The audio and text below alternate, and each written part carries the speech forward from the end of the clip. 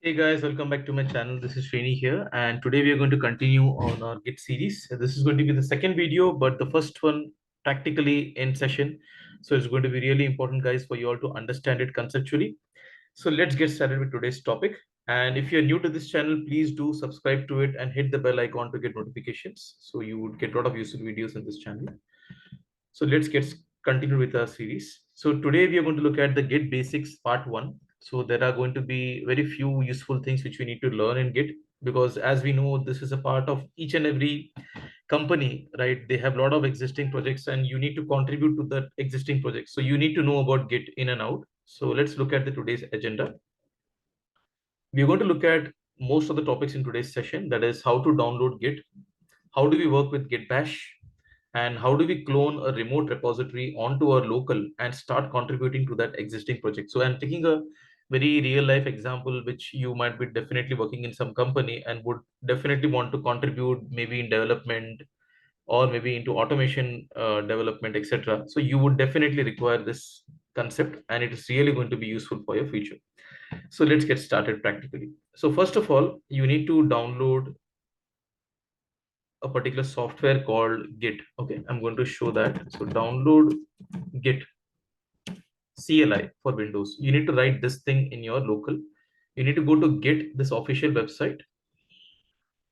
Okay, I'm going to this official website and you need to click on this download for Windows or for Linux or Mac as per your operating system, and then just follow the regular prompts and it will be downloaded into your system, right? Just follow the regular prompts and it will be downloaded.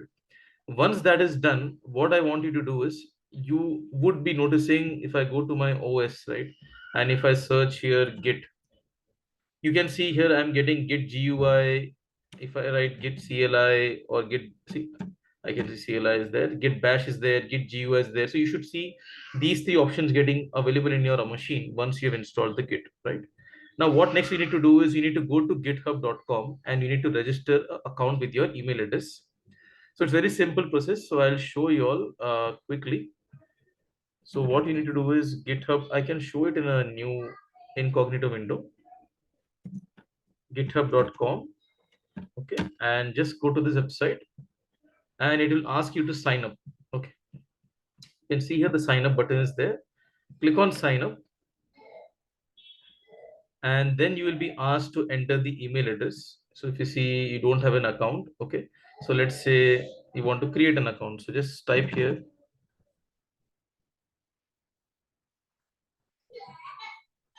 So I'll just show you that. We can see that you will be asked to enter an email address here. You can provide your user email address and click on continue. Then you will be getting an activation code in your inbox. Once you enter that particular thing and you sign in into your account, you are ready to go. And now you will be with me. So let's follow this video. Once you are back and you would have logged in like this, right? Now I'm going to start from scratch as to explanation of how to create a repository into this GitHub. You can already see I have an existing repository, but don't worry, I'll show you from scratch as to how to go about it. So go to home. So this is the page where you will be currently in. Once you sign in with your username and password, this will be the repository. As of now, it will be blank for you. You can click on this new or new repository and you will be able to see that this option would come, new repository. Give it some name, my new repos one. Okay, let it be public for now. You can also make it private. It's up to you how you want to do it, but I would advise you to make it as private if you don't want anyone else to share the repository with you. And then just go ahead and click on create repository. Okay, so once this is done, your repository is successfully created, but it is only in the remote. This is called a remote repository. It is still not yet into your local, and this is the path for your accessing your remote repository. Now, before you go ahead further of contributing to the this repository from your local, let's say you create some project. Let's say I'm creating a Java project now. Okay, I'm just going to give some name.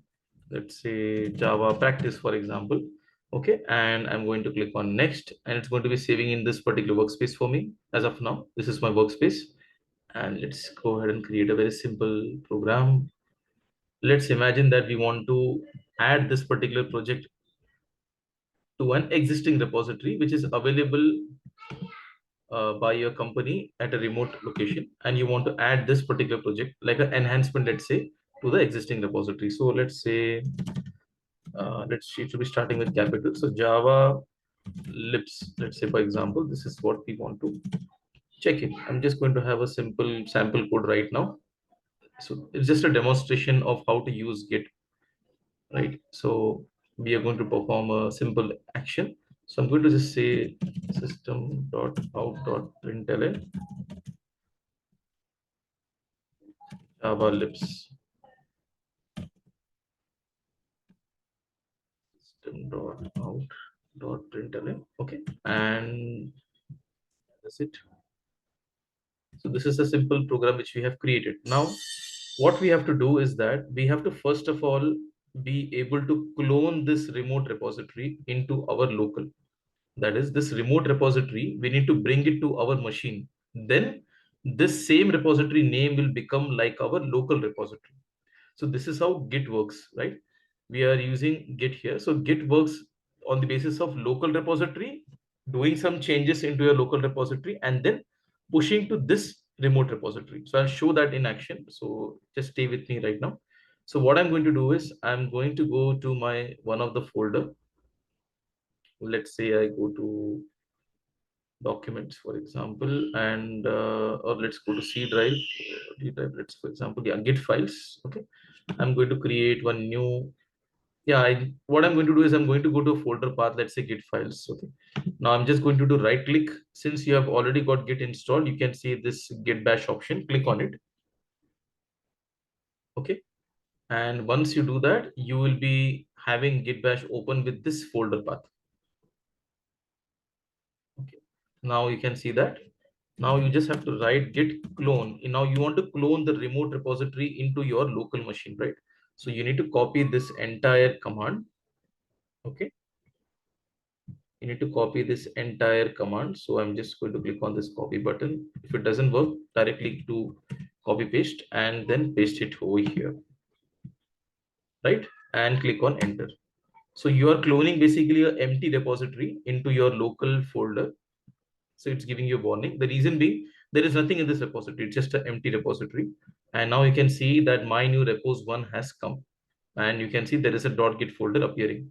So if you're wondering how this folder appeared, it's because I have enabled in my view to show hidden items. If it doesn't show for you, don't worry. It is because would have got this unchecked by default hidden items. So click on view, click on this hidden items checkbox, and you can see this appearing. This should be the primary thing which you need to do. You need to clone the remote repository into your local. Now, what this is the next step? We need to basically put this project, whichever we have created, the Java pack folder, right? So what we need to do is we need to right click on this project and show here, show in, come here, show in and say System Explorer. So you need to find out where your project is created. It is created here, right?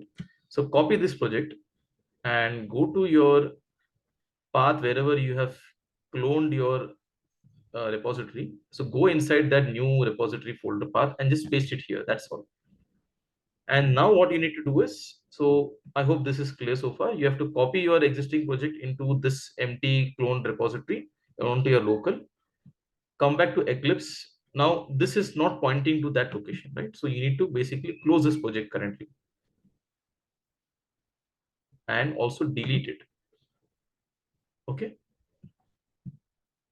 Now you need to open the file path whichever you have used now for cloning the empty repository. So once you come into import, go to general, go to existing projects into workspace, click on next and browse the path for your folder. Okay, I'm going to go inside D drive, Git files, my new repos one, and here we have the project.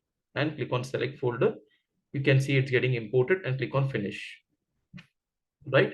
And now you can see that, see, you can see question marks appearing, basically indicating that this has not yet been pushed into your remote repository. Okay. So what you have to do is that, first of all, you have to commit whatever changes you have done. See, this changes is not available into your remote repository. This file is not available. This project was not available, right? So you need to be able to push this existing changes or your new project onto your remote repository, but this is currently only in your local. Why I'm saying it's only in my local is because it's present only in my new repos one of my this folder path inside my laptop. Okay. So now we need to push it to remote repository, right? So with this, what's going to happen is whatever changes we have in our local space, that is my new repos one of a local repository, we are going to sync up these changes to our remote repository. So what we have to do is we have to come here. We need to go to file. We need to check, okay, not the file, sorry. We need to go to this project, do right click, and you can see there is an option called team. Come to here. Now, for the people who would have not synced up or not used Git for the first time in your Eclipse, you will not see this all options appearing on the right hand side, whichever I'm showing you right now. You would simply see option in the team called share. So click on the share link, and then once you enter your email address and you enter your password, you will be able to. So I'll show you about the password as well, what to use for GitHub. So click on commit right now. And what you need to do is you need to enter your email address and password. Okay.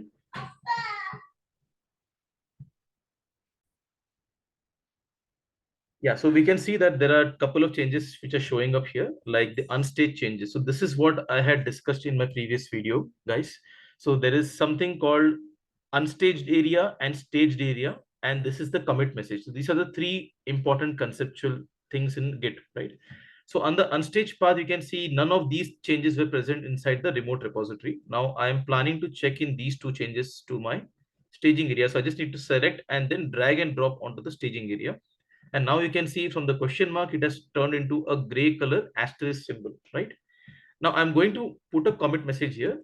My first project commit. Okay. Once this is done, you need to also be entering your username and password, which is required for you to log in into GitHub, right? So I'm going to say my name and my email address, whichever I'm used here, right? So this is my name and email address, which I am using for author and committer, and I'm going to click on commit and push.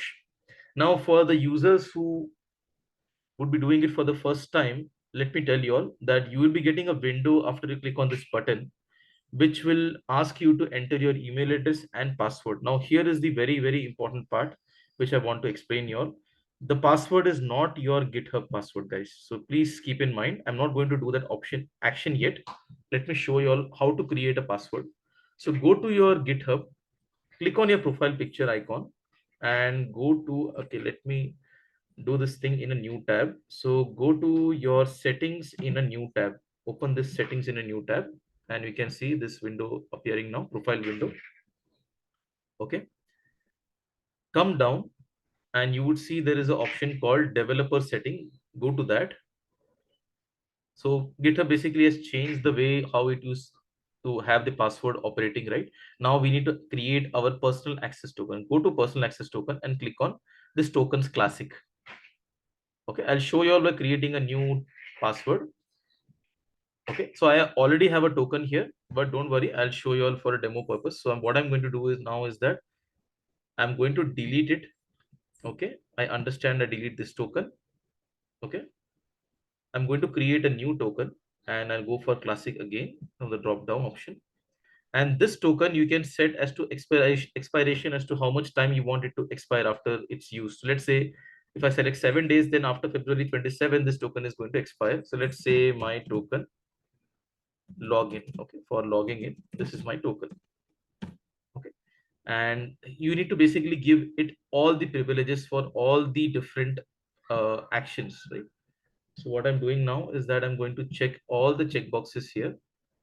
I'm giving it entire privileges so that it can do any action which I would want it to do, right? Like push, pull, commit, delete, even deleting a repository. I should have all the permissions whichever are required to operate with this repository or with my account credentials, not just a repository, account credentials, whichever I'm going to use to use it. I'm just going to click on generate token.